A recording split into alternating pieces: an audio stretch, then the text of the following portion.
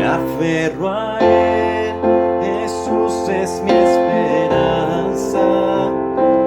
Vivo en Él, por siempre suyo soy. Muy buenos días, Dios les bendiga, sean bienvenidos a Logos Devocionales, Tiempo con Dios. Qué gusto que puedan estar aquí con nosotros. Hoy jueves 10 de octubre, realmente está pasando muy rápido el mes. Pero ¿saben qué es lo mejor? Que vamos estudiando todos los días la palabra del Señor. Y así como vamos estudiando, también debemos de ir orando, apoyándonos mutuamente. Y esa es la petición que pues, es reiterativa. Apoyar a orar por nuestros pastores de nuestras iglesias locales, apoyar a orar por nuestros hermanos, por nuestros líderes. También les pedimos que nos lleven en sus oraciones al equipo de Logos, que pues gracias a Dios ahí vamos avanzando con la ayuda del Señor. Y vamos a entrar en materia. Hoy el estudio lleva por título Elecciones de vida, estando en Oseas capítulo 8. Así dice la palabra del Señor. Ponga tu boca trompeta, como águila viene contra la casa de Jehová, porque traspasaron mi pacto y se rebelaron contra mi ley. A mí clamará Israel, Dios mío, te hemos conocido. Israel desechó el bien, enemigo lo perseguirá. Ellos establecieron reyes, pero no escogidos por mí. Constituyeron príncipes, mas yo no lo supe. De su plata y de su oro hicieron ídolos para sí, para ser ellos mismos destruidos. Tu becerro, oh Samaria, te hizo alejarte, se encendió mi enojo contra ellos, hasta que no pudieron alcanzar purificación.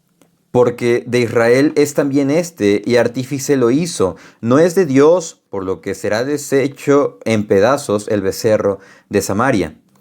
Porque sembraron viento y torbellinos cegaron, no tendrán mies, ni su espiga hará harina, y si le hiciere, extraños la comerán. Devorado será Israel, pronto será entre las naciones como vasija que no se estima. Porque ellos subieron a Asiria, como asno montés para sí solo. Efraín con salario alquiló amantes. Aunque alquilen entre las naciones, ahora las juntaré y serán afligidos un poco de tiempo por la carga del rey y de los príncipes. Porque multiplicó Efraín altares para pecar, tuvo altares para pecar.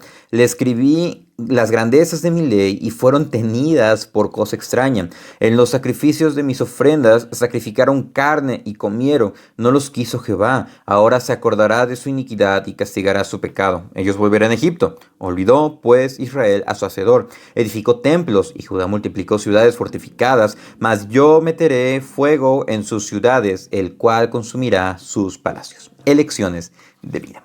¿Qué es lo que más se le recalca a los jóvenes? Ten cuidado con tus decisiones, ten cuidado con lo que vas a elegir. Y es que no solamente este consejo aplica para los jóvenes, sino también para los que vamos creciendo, vamos avanzando, ya los años van llegando. Y realmente, ciertamente la perspectiva no es la misma de acuerdo a la edad en la que nos encontramos, pero algo sumamente determinante, independientemente de la edad en la que nos encontremos, son nuestras elecciones, nuestras decisiones, y siempre van a tener una repercusión. Ahora, ¿cómo las vamos a encaminar? ¿Cómo vamos a deliberar lo que vamos a decidir? Siempre se nos menciona y siempre debe ser un principio que no debemos de olvidar. Todo lo que hagamos debe estar sustentado en la Biblia. ¿Por qué? Porque es nuestra guía. El salmista lo expresó: lámpara es a mis pies tu palabra y lumbrera a mi camino. En un sendero oscuro, la palabra es nuestra guía, es nuestra luz. Así como el pueblo de Israel estuvo en el desierto y una columna de fuego los alumbraba, pero también les daba ese calor. La palabra nos alumbra, nos direcciona y también nos conforta conforme a las situaciones que vamos viviendo o se van presentando. De manera que a través de este pasaje vamos a ver qué lecciones hizo Israel y qué lecciones nosotros debemos de aprender que no debemos de tomar y qué debemos de tomar. Y eso lleva al primer punto, el cual es: reconoce la importancia de la verdad. Vemos que este es un llamado bastante fuerte. Le dice: ponga tu boca trompeta. Le dice: ustedes deben de estar atentos. Este es un llamado urgente que deben de entender. ¿Por qué? Porque Asiria se acercaba. Era inminente que Asiria iba a prácticamente, podemos ocupar un término, iba a colisionar contra Israel. Iba a llegar sin tregua alguna y los iba a destruir. De manera que dice: como águila viene contra la casa de Jehová. porque traspasaron mi pacto y se rebelaron contra mi ley. Ustedes prácticamente les va a decir, van a sufrir de esas consecuencias a causa de que se alejaron de mí. Se rebelaron, traspasaron mi pacto y se rebelaron contra mi ley. No obstante, dice acá, a mí clamará Israel, Dios mío, te hemos conocido. Dios les dice, ustedes van a clamar y ustedes me van a decir que creen conocerme. Pero realmente es todo lo contrario. ¿Por qué? Porque su corazón de Israel estaba lejos de Dios y realmente lo estaba buscando como una supuesta seguridad de que no va a pasar nada. Y quizá a nosotros nos esté pasando así. Oramos, Señor, ayúdame, Señor, necesito esto, Señor, aquello. Y nunca oramos para decirle, Señor, te agradecemos por lo que estás haciendo. Es difícil lo que estamos viviendo, pero ayúdanos a glorificarte. Es difícil la situación, es difícil la decisión que vamos a tomar, pero ayúdanos a entender que tú te vas a glorificar en esto. Y eso nos lleva a preguntar, reflexionando lo que veíamos en el día de ayer, ¿dónde está nuestro corazón? ¿Qué hay en mi corazón? Si realmente hay un cambio, vamos a estar agradecidos y no solamente vamos a amar a Dios, decir que conocemos a Dios de palabras, sino que va a ser conforme a un cambio que ha habido en nuestros corazones, en nuestro interior. Isaías 29:13 nos dice pues el Señor, porque este pueblo se acerca a mí con su boca y con sus labios me honra, pero su corazón está lejos de mí y su temor de mí no es más que un mandamiento de hombres que les ha sido enseñado. Prácticamente les dice, ustedes me aman, ustedes me buscan de puras palabras porque es su costumbre, su rutina y no es una convicción. Y es que la cuestión es aquí, Israel había desechado el bien, es por eso que iban a recibir las consecuencias y las repercusiones. ¿Qué otras consecuencias recibieron? Que lo que estaban haciendo, que lo que estaban decidiendo, que lo que estaban llevando a cabo estaba total y completamente fuera de la voluntad de Dios. Es por eso que sus reyes estaban matando unos a otros para ver quién poseía un poder efímero. Versículo 4. Ellos establecieron reyes, pero no escogidos por mí. Constituyeron príncipes, mas yo no lo supe. De manera que podemos preguntarnos, ¿qué decisiones estoy tomando que realmente están glorificando a Dios? Y si hay alguna problemática, realmente es porque esa decisión la tomé buscando la voluntad de Dios. Y podemos plantearnos más cuestionamientos, pero ¿qué es lo que nos debe de llevar? No a dudar de Dios, sino a buscar lo que es su voluntad. ¿Por qué? Porque su voluntad es nuestro sustento diario. Lo más importante para nosotros. Primera de Juan 2:17 nos dice, y el mundo pasa y sus deseos, pero el que hace la voluntad de Dios permanece para siempre. Si realmente queremos permanecer amando a Dios, debemos de hacer su voluntad. ¿Y cómo sé cuál es la voluntad de Dios? Bueno, la palabra está llena de lo que es la voluntad de Dios. Si estamos hablando de voluntad, es un deseo bien intencionado. Y una voluntad se expresa también en un testamento. Y tenemos dos testamentos, tanto el Antiguo como el Nuevo Testamento, y en ambos vemos lo que es la voluntad de Dios para nosotros. Y eso lleva a saber que hay aquí una importancia de el reconocer si estamos en la verdad, si estamos buscando a Dios, si nos estamos sustentando en Él o no estamos haciendo eso. Y eso lleva al segundo punto, el cual es identifica los problemas. En nuestras elecciones, en nuestras decisiones, debemos de buscar sustentarnos en la palabra de Dios, pero también identificar qué problemas hay, cuál es la situación en nuestro interior. ¿Por qué? Porque el versículo 5 nos dice, tu becerro Samaria te hizo alejarte, se encendió mi enojo contra ellos hasta que no pudieron alcanzar purificación. ¿Pero a qué se refiere? Bueno, esto nos remonta a 1 de Reyes 13, en el que Jeroboam cometió un pecado y fue lo que inició toda la idolatría en el reino del norte. Dice en 1 de Reyes 12:28.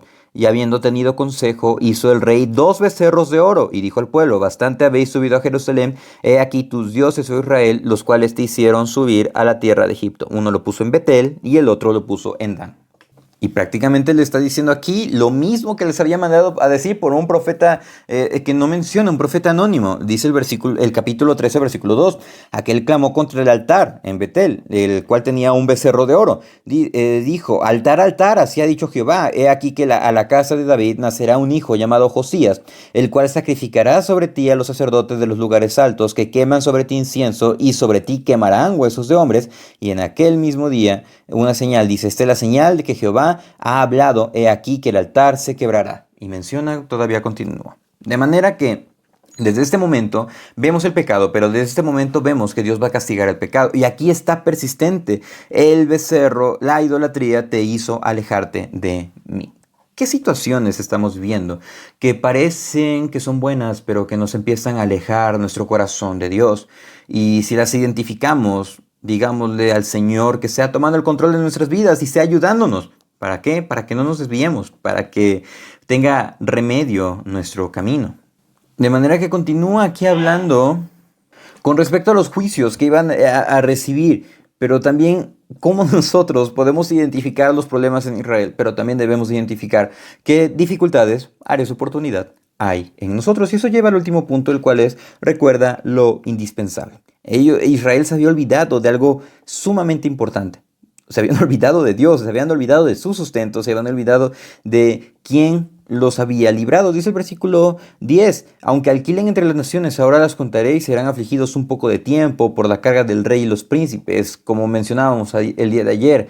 Ellos buscaban el apoyo, buscaban en Egipto, en Siria, y creían estar confiados, pero les dice, no pasa, o sea, no van a lograr absolutamente nada, por más que ustedes se alíen. Es más, ustedes se han multiplicado en el pecado. Y dice el versículo 12, le escribí las grandezas de mi ley y fueron tenidas por cosa extraña.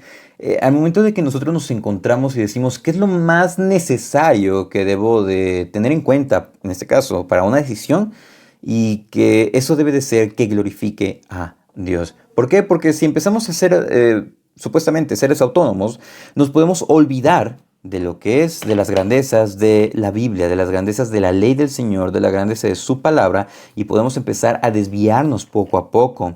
Y podemos decir, es que esto agrada a Dios cuando realmente no agrada a Dios. Versículo 14 nos dice, olvidó pues Israel a su hacedor, edificó templos, y Judá multiplicó ciudades fortificadas, mas yo meteré fuego por sus ciudades, el cual consumirá sus palacios. Recordemos que la paga del pecado es muerte.